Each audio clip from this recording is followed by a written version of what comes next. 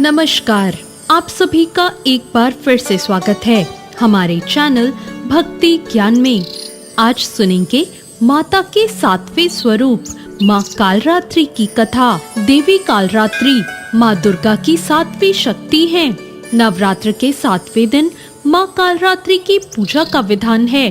देवी कालरात्रि को काली, महाकाली, भद्रकाली, भैरवी, रुद्रणी, चामुंडा, चंडी और दुर्गा जैसे नामों से जाना जाता है। माँ कालरात्रि की उपासना करने से नकारात्मक ऊर्जाओं का नाश होता है।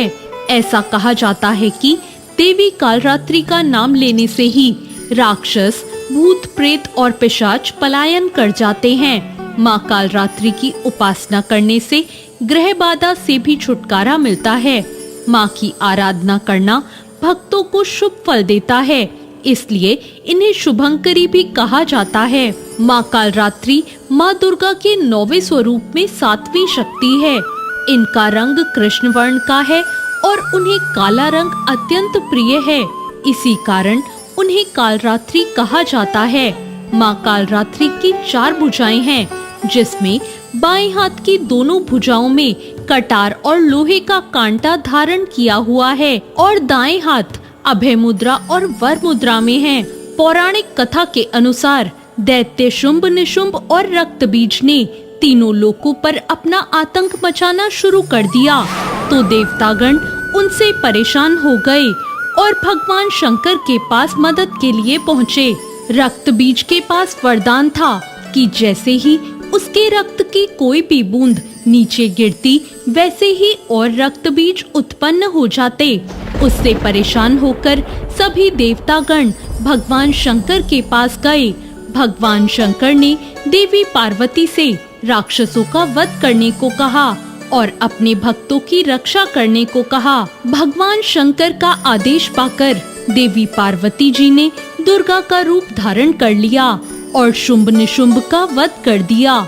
लेकिन जैसे ही माँ दुर्गा ने रक्त बीज को मारा, उसके शरीर से निकले रक्त की बूंदों से लाखों रक्त बीज उत्पन्न हो गए।